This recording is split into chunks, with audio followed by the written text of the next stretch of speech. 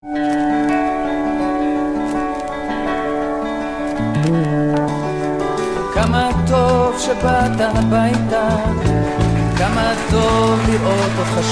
ont relevé le défi de l'Alia. Studio Kalita vous raconte leur histoire.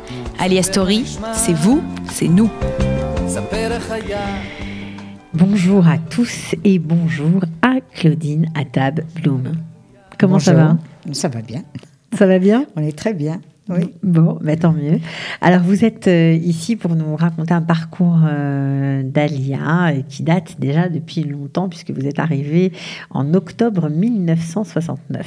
Exact. Ça fait un bail. Oui, 48 ans. Ça fait pas mal. Oui. Donc, vous êtes arrivé, vous étiez marié, vous avez Avec déjà deux enfants. OK. Et 2 ans et demi, 1 an et demi. tout petit. Tout petit. Donc, vous n'avez pas du tout hésité à partir en Israël à l'époque. Bon, on était après la guerre des 6 jours. Oui. Ça a peut-être même pesé dans la balance de votre décision, je ne sais pas.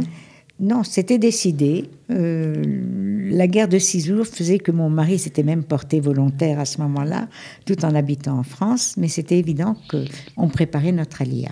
On préparait, on s'est organisé, on travaillait au maximum dans l'idée de partir en Israël.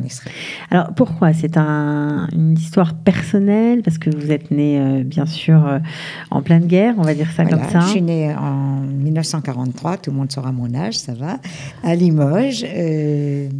Mes parents étaient cachés. Donc, ma mère enceinte était cachée déjà et elle a accouché dans une famille qui nous a recueillis parce qu'on cherchait mon père.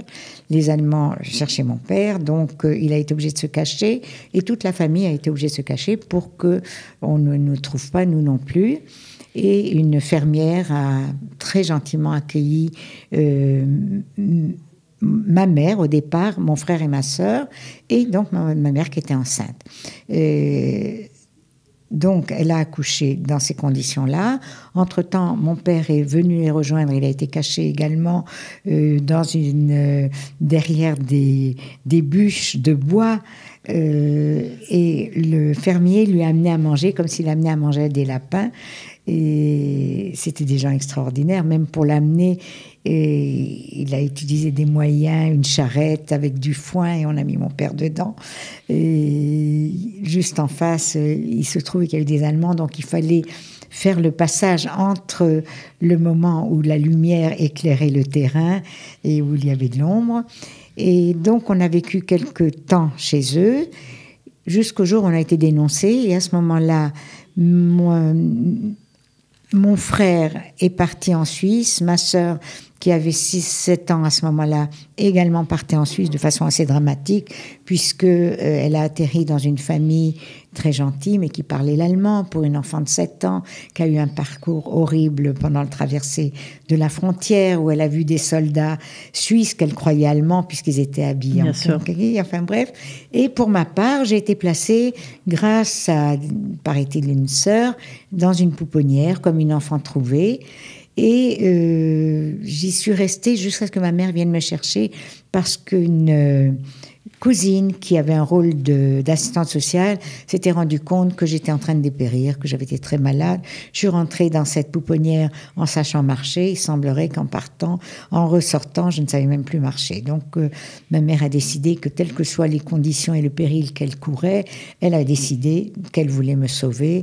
Et donc j'ai continué à être cachée avec elle.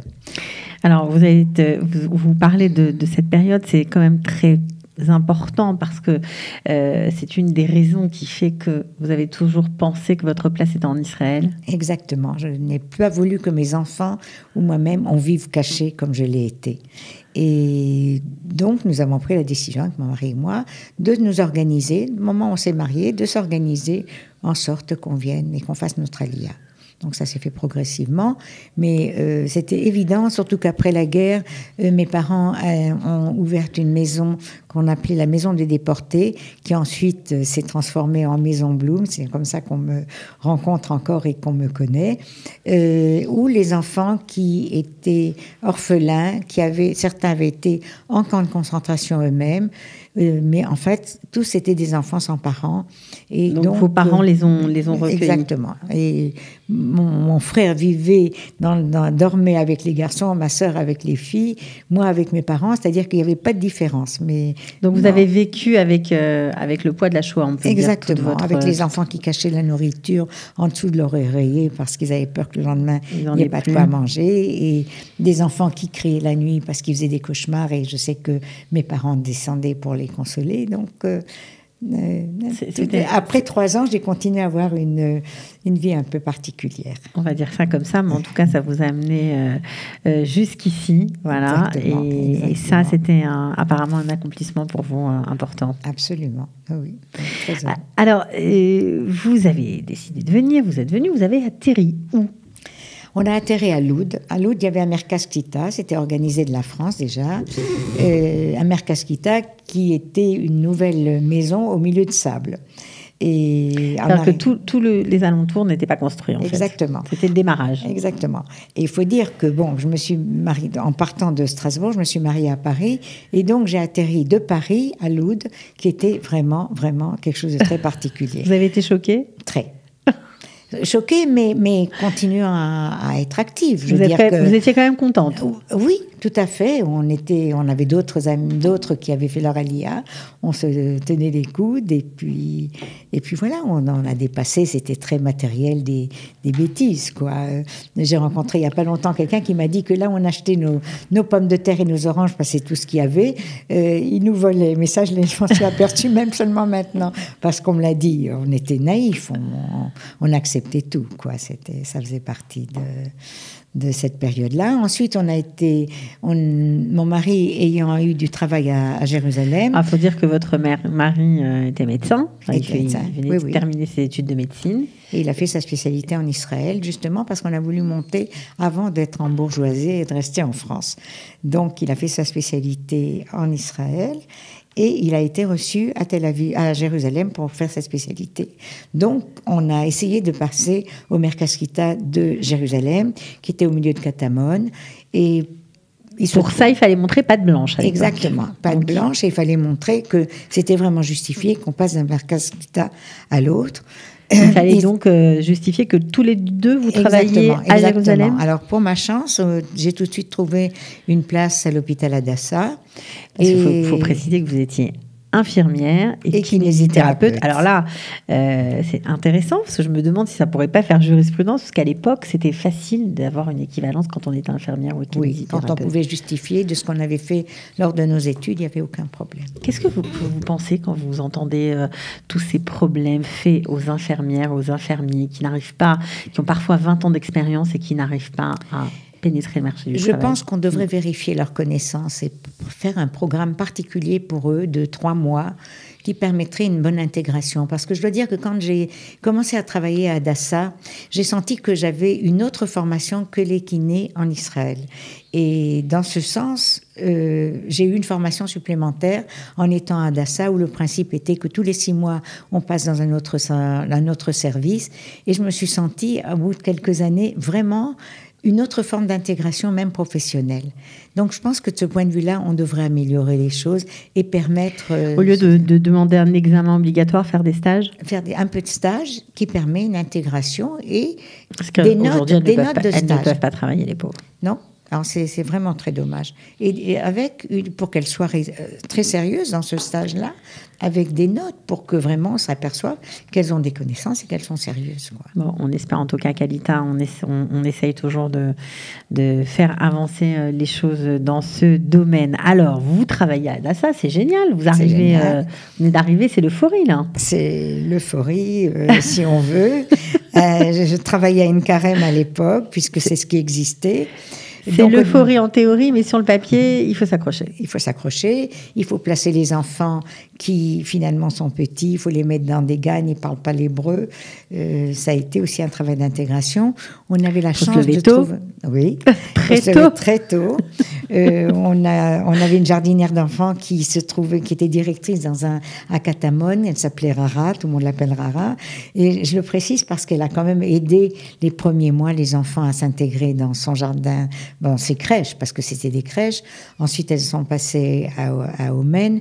Et donc, chaque fois, il fallait les déposer avant d'être à 7h30 à Nkarem, à Adassa.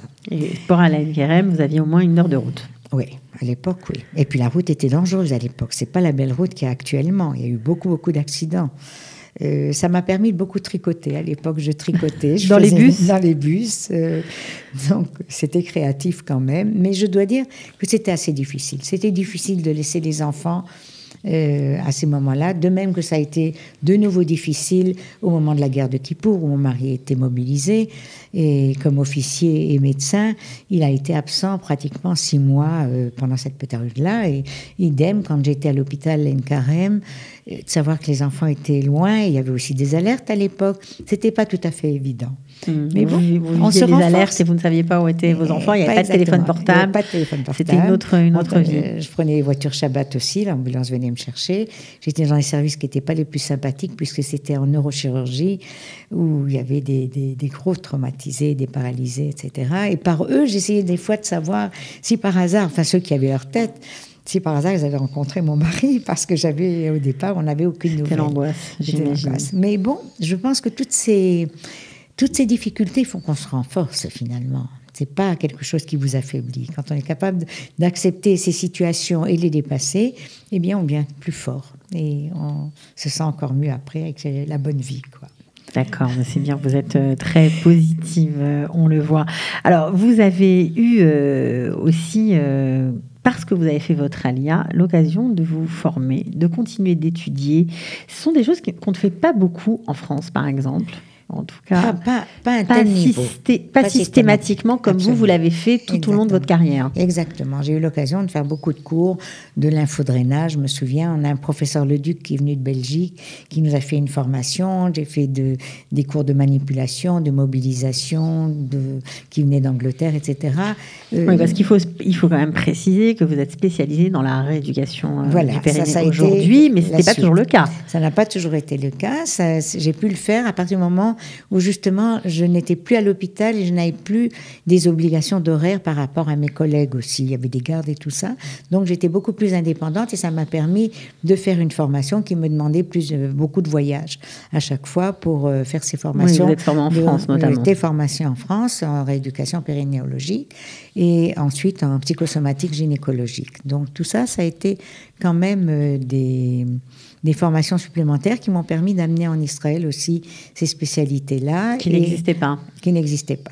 Okay. Qui n'existaient pas. Avec ma collègue Judith Sarig, Zal, qui vraiment, on a pu faire dynamiser tout ce domaine-là en Israël. C'est une fierté pour vous ? Oui, parce que Dieu merci, j'ai le sentiment d'avoir eu des bonnes raisons d'être sauvée pendant la guerre. C'était pas évident.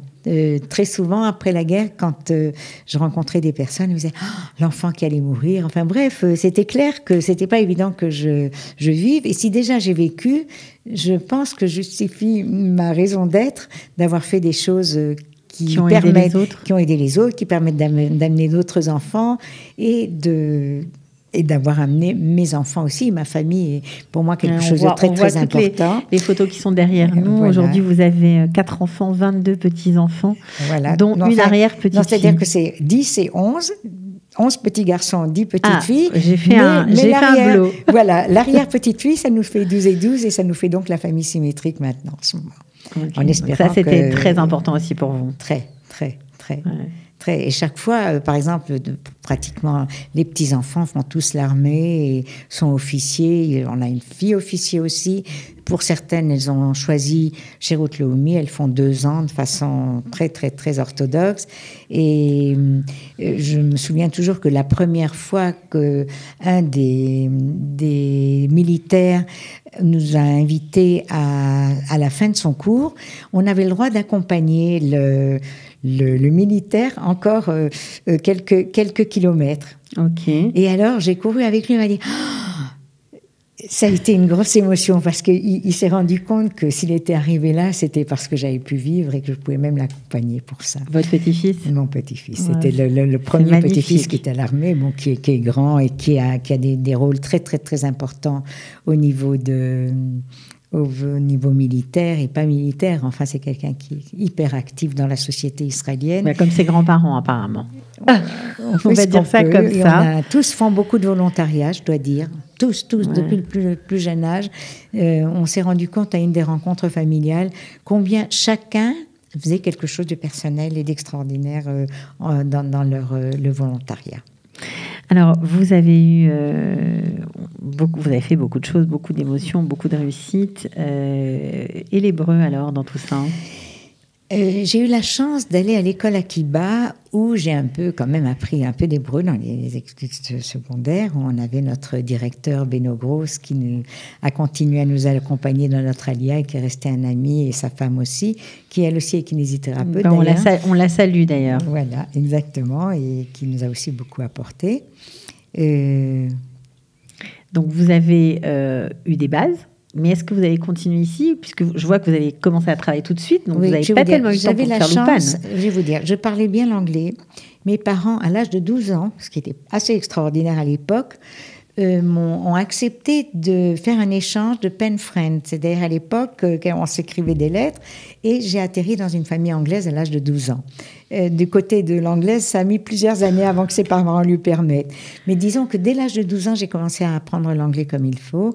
Ensuite, j'ai été aussi, pendant un été, j'étais babysitter. Enfin bref, l'anglais. Donc vous aviez l'anglais, donc l'hébreu, c'était pas très grave de ne pas avoir l'hébreu. J'avais l'allemand aussi, puisque je viens quand même de Strasbourg, où en général, on comprend l'allemand. Donc j'avais des langues et je me suis débrouillée. Vous pensez que vous auriez eu la même carrière si vous étiez resté en France? Je pense pas. Non, vraiment pas, parce que le fait d'arriver en Israël, il fallait que je fasse des efforts pour me faire accepter. Il fallait que je travaille moi-même et que je puisse apporter quelque chose. Sortir de votre zone de confort. Alors que sinon, en France, on est dans un service ou bien on travaille uniquement en privé et on fait des formations, surtout qu'elles sont reconnues par l'État et ça leur donne des bourses, etc. Non, mais là, vous avez vraiment apporté un domaine entier qui n'existait pas. Du reste, je l'apporte à l'extérieur aussi, puisque je suis invitée assez régulièrement à donner des conférences en France aussi, et en Israël aussi, puisque je continue à en donner aussi pour la santé des femmes, même actuellement. N'arrêtez pas. J'arrête pas. Là, il est prévu dans 3 semaines que j'en donne une à des femmes qui ont une formation de botkot, c'est-à-dire de rabbaniot, orthodoxes, et qui donc m'ont aussi conviée pour que je leur donne une formation particulière au niveau du plancher pelvien et de tout ce que ça représente. Eh bien. Qu'est-ce que vous aimeriez dire pour conclure? Qu'il faut s'attendre à rien, mais il faut donner. Et alors les choses viennent toutes seules. Je pense que plus on donne, plus on reçoit. Et c'est ce que j'ai ressenti au courant de ces années-là dans ce pays. Et autour de moi, j'ai rencontré des gens extraordinaires. C'était à Hadassah, que ce soit dans la vie tous les jours, exactement. Quand on est arrivé, on était finalement une famille avec des petits enfants, sans avoir ni parents, ni grands-parents, ni oncles, tantes, ni rien du tout. Donc, il fallait se débrouiller. Et la relation humaine se développe. Si on avait des amis, on a pu faire des échanges. Quand il y en a un enfant malade, il fallait se débrouiller aussi. Donc, il faut donner, il ne faut pas penser, il ne faut pas attendre quoi que ce soit. Quand on n'attend rien, on reçoit. C'est mon point de vue. Bon, alors sur ce joli point de vue... Et dans la qualité. Eh bien, sur ce joli point de vue, on va se quitter. Merci beaucoup, Claudine Atav-Blum. C'était un plaisir de vous accueillir aujourd'hui. Merci. À bientôt. Ciao. Merci, au revoir. כמה טוב שבאת הביתה, כמה טוב לראות אותך שוב. Ils ont relevé le défi de l'Alia. Studio Kalita vous raconte leur histoire. Alia Story, c'est vous, c'est nous.